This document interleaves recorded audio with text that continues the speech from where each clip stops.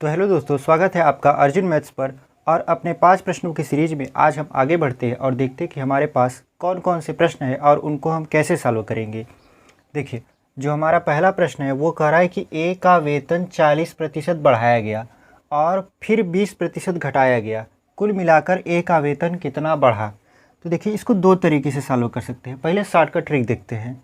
तो पहले 40% बढ़ा तो 40 लिख दिए, उसके बाद 20% घट रहा है तो -20 लिख देंगे। फिर यहाँ लिखेंगे 40 गुणित -20/100, ये हो जाएगा 20 प्लस माइनस का गुणा होगा तो चिन्ह यहाँ पे माइनस हो जाएगा। 40 और 20 का गुणा करेंगे तो 800 आएगा। 800 को अगर हम 100 से काट दे तो ये हो जाएगा 8, तब 20 में से 8 जाएगा तो बचेगा 12%। यानी कौन सा आपका उत्तर सही होगा? तो option number D is the right answer. अब इसका बेसिक कंसेप्ट समझ लेते हैं कि बेसिक कंसेप्ट क्या है। देखिए, अगर हम माने कि कोई व्यक्ति 100 रुपया कमा रहा था तो पहले अब उसका वेतन 40% बढ़ गया, मतलब अब वेतन हो गया 140 रुपया। लेकिन फिर कह रहा है कि 140 रुपया तो ये वेतन जब बढ़ा उसके बाद 20% घट जाता है। तो 140 में से आप 20% घटा के निकाल लीजिए कितना आएगा। तो देखिए, 140 गुणित हो जाएगा 80, कट जाएगा तो 14 अट्ठे होगा 112। तो पहले वो 100 रुपया कमा रहा था तो उसका वेतन बढ़कर 140 रुपया हो गया। अब 140 में से जब 20% घटा दिए तो आ गया आपका 112 रुपया। तो कितना वेतन बढ़ा? पहले 100 रुपया था, अब 12 रुपया बढ़ गया। यानी जब प्रतिशत निकालेंगे 100 पर तो आएगा आपका 12%। उम्मीद है आपको ये समझ में आया होगा। बढ़ते हैं अपने अगले प्रश्न की तरफ और देखते हैं कि हमारा अगला प्रश्न क्या है। हमारा जो दूसरा प्रश्न है वह यह है कि एक व्यापारी को 25 मीटर कपड़ा बेचने पर 5 मीटर कपड़े के बिक्री मूल्य के बराबर लाभ प्राप्त होता है। तदनुसार उस व्यापारी का लाभ कितने प्रतिशत है? तो यहाँ पे कह रहा है कि एक व्यापारी है, वो 25 मीटर कपड़ा बेचने पर उसको 5 मीटर कपड़े के बिक्री मूल्य के बराबर लाभ प्राप्त होता है।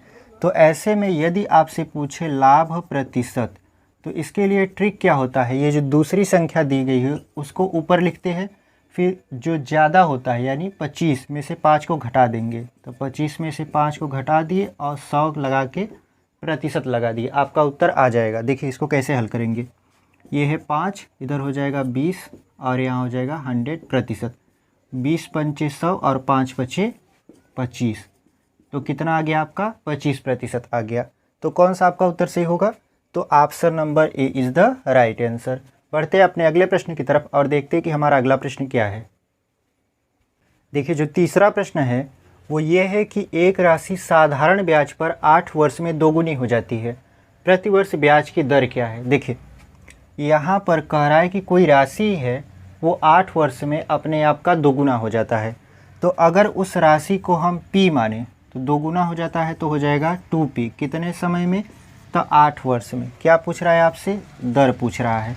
तो देखिए, यहाँ पर ये मिश्र धन होगा और ये आपका मूल धन होगा। तो सबसे पहले ब्याज निकालते हैं।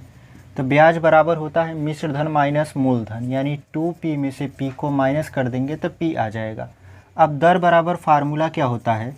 ब्याज गुणित 100 बटे मूल धन गुणित समय होता है। अब देखिए, ब्याज हमारा P है, P लिख दिए, फिर 100 लिख दिए, फिर मूलधन भी P है और समय है 8 वर्ष। जब P से P काटेंगे, 8 से जब 100 में भाग देंगे तो आएगा 12.5%। तो कौन सा आपका उत्तर सही हो जाएगा? तो option number B is the right answer. बढ़ते हैं अपने अगले प्रश्न की तरफ और देखते हैं कि हमारा अगला प्रश्न क्या है।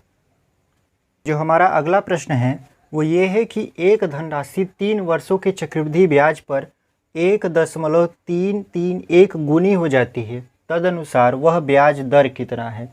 इसमें देखिए, जब गुना करके प्रश्न पूछे तो आप इसको ए मानिए। तो ये है ए, इतना लिख दिए। ए बराबर होता है P 1 + R/100 की पावर n। तो यहाँ पे P मत रखिए, कुछ मत रखिए, यहाँ पे रखिए 1 + R/100 की पावर n होता है। तो n दिया है 3, तो 3 रख लीजिए। अब इसका घनमूल निकालेंगे, जो 3 इधर आएगा तो ये घनमूल में बन जाएगा। तो ये 1331 जो होगा वो 11 का घनमूल होता है। तो ये हो जाएगा 1.1 और यहाँ हो जाएगा 1 + R/100। 1 को इस तरफ लाइए तो 1.1 में से 1 को माइनस करेंगे तो आएगा 0.1 और यहाँ आएगा r/100। जब इसका मल्टीप्लाई कर देंगे तो r बराबर आ जाएगा 10%। तो आपका जो चक्रवृद्धि ब्याज की दर थी वो कितना हो गया आपका, ऑप्शन नंबर सी यानी 10% हो गया। बढ़ते अपने अगले प्रश्न की तरफ और देखते हैं कि हमारा अगला प्रश्न क्या है। हमारा जो आखिरी प्रश्न है वह यह है कि यदि x/y बराबर 3/4 है तो 2x + 3y और 3y - 2x का अनुपात है। यहाँ पर देखिए x की जो वैल्यू दी है वो 3 दिया है और y की वैल्यू दिया है 4। तो पहले इसको अनुपात में बैठा लेते हैं। 2x + 3y बटे हो जाएगा आपका 3y - 2x। अब x की जगह पर आप 3 रखिए और y की जगह पर 4 रखिए। तो यहाँ पे हो जाएगा 2 × 3 + 3 × 4 और यहाँ पे हो जाएगा 3 × 4 - 2 × 3 हो जाएगा आपका। अब देखिए 2 तिहाई 6 और 4 तिहाई 12, तो 12 और 6 हो जाएगा आपका 18 और 4 तिहाई 12 और 2 तिहाई 6, तो 12 में से 6 घटाएंगे तो 6 आएगा। तो 6 × 1 = 6 और 6 × 3 = 18, यानी जो इसका अनुपात आएगा वो आएगा 3:1। तो कौन सा आपका उत्तर सही हो जाएगा? तो option number C is the right answer.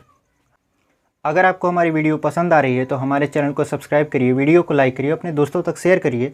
मिलते हैं आपसे अगले वीडियो में, तब तक के लिए धन्यवाद।